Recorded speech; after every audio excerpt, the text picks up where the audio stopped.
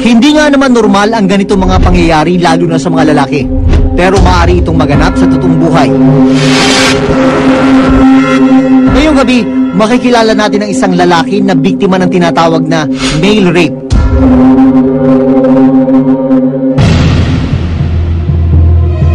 Matikas ang tindig, maporma, at maamo ang muka.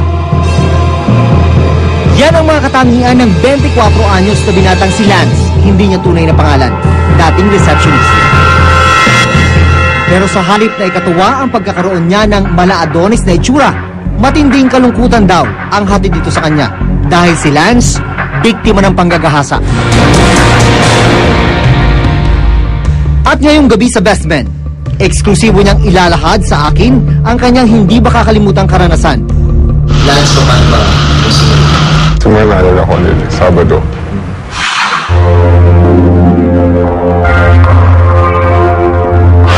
Let me just relax for a while. Okay? Yeah, bye. I guess siya ng general manager namin. Then pina-VIP treatment. So, sakto naman. Nasa reception ako that time. Ako yung nag-assist.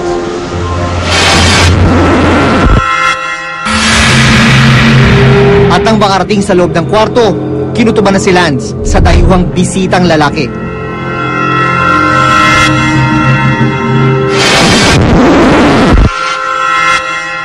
Ilang minuto pa lang ang lumipas nang lumabas siya sa silid ng banyaga. Muli na naman siyang tinawagan ito para naman manghingi ng alak. Could you send a bottle of wine? So pangalawa na yan. Pangalawang balik mo na doon sa kwarto niya. As per request niya. Opo. Okay.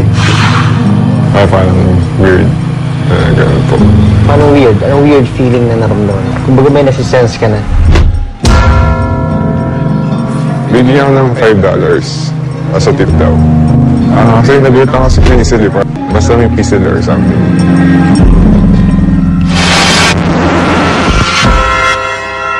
Maya-maya, yelo naman ang sunod na pinakuha sa kanya. Yeah, good afternoon. Could you wake some ice over here? Thank you. Hindi nagtagal, lumabas ang tunay na intensyon ng kanyang bisita. Sir, no, sir. Place it. Thank you.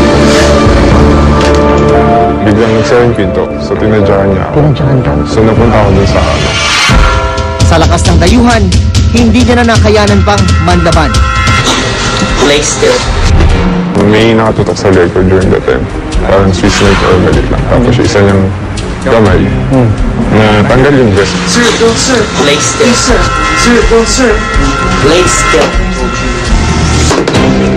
Pero may nangyari. Meron ito. As in, puwersahan ito. Oo. Nagulat ako. Yun. Tapos tanggal yung ganito ko. Pero nung nandun ka sa moment na yun, anong naiisip mo nung Parang yung ginagawa niya sa'yo? Parang mamatay na ako. I mean, hindi ko naman kasi siya kilala talaga. Parang, hindi ko lang akalain na ganun yung mangyayari sa akin. Sa amin mangyayaring ganun. Kasi yung sa lahat, nasa Pilipinas ako. Akala ko, mga taong pupunta dito, may respeto sa'yo. Hindi ko akalain na parang, alam mo, parang, akala ko, parang hindi nangyari pero nangyari. Ganun yung feeling. Sir, no, sir. Please, sir. Sa malagim na pangyayari, tanging kaibigan lang ang kanya naging sandalan. Pinayuhan na siyang magsumbong sa mga kinauukulan. Pumunta kami ng police station sa May Manila. Malapit din sa hotel. Tapos kasi yung police station na punta namin, pinapalipat kami sa isang police station na umawak ng foreign cases. So, pinupunta kami doon. Kaso yung pagpunta namin doon, after ko sabihin din lahat, tapos nakita pa nga niya yung medical legal, yung sir, na nag-bleed yung leg ko, may certificate ako, ganyan. Sabi sa akin, ituloy natin yung kaso, tutulungan ito ng problema. Iyaman ka dyan, siguro pinakamababa dyan, 100,000, kikita ka. Ganyan na naalala mo. Oo, Vividly, yung mga words. Yung words na, parang gano'n na police, kikita daw ako. Galing kasi isang napaka-traumatic na experience, tapos biglang yun ang maririnig Yun ang sabi niya sa taong inaasahan mo na tutulong sa akin. Bukod sa inis sa mga alagad ng batas, nadismaya rin sa Lance sa tugon ng pinapasukan niyang kumpanya. Nakareceive akong letter na parang forced resignation na lang. Ang sabi niya sa akin, para makakupok na lang daw ako.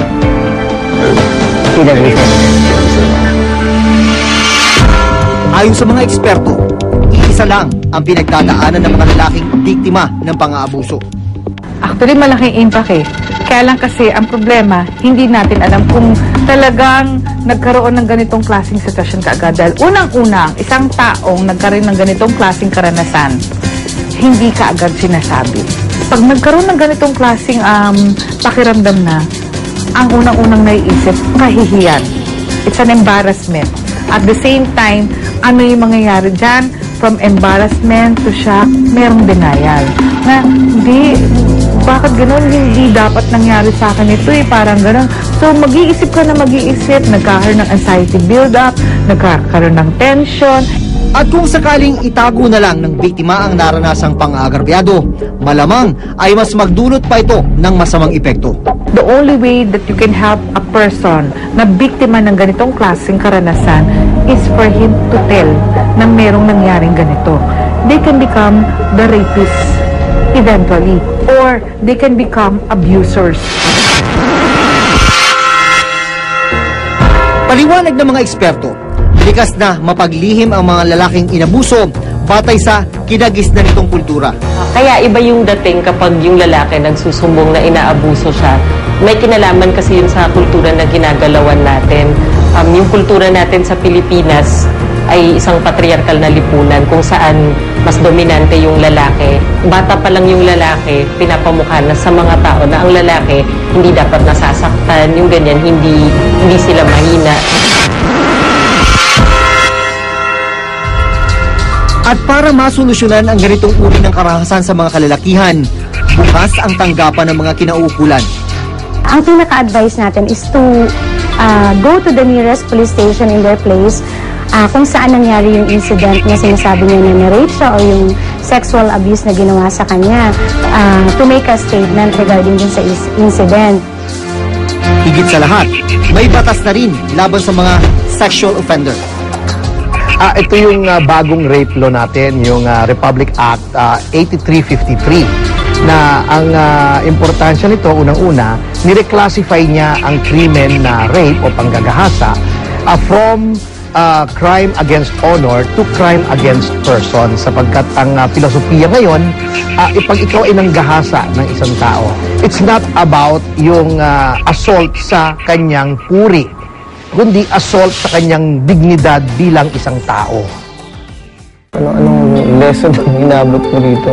Anong lesson na pumasok sa isip? Maging matapang sa yung pag nangyari, report agad. Huwag mo naisipin yung isipin ng ibang tao. Nangyayari talaga siya. Hindi siya basta-basta kwento. Naka-move on na nakaget over ka na dun sa experience na yun. Yung move on medyo matagal kasi nagpa-therapy rin ako sa doktor. Lance, maraming salamat sa pag-open up mo sa amin. Nailahad mo ngayon.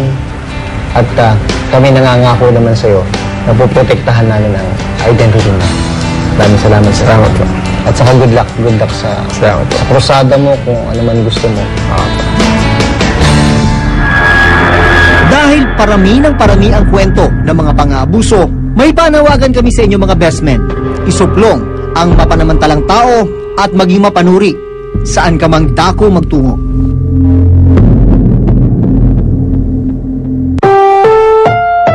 Ang susunod na programa ay rated PG. Patnubay at gabay ng magulang ay kailangan sa mga batang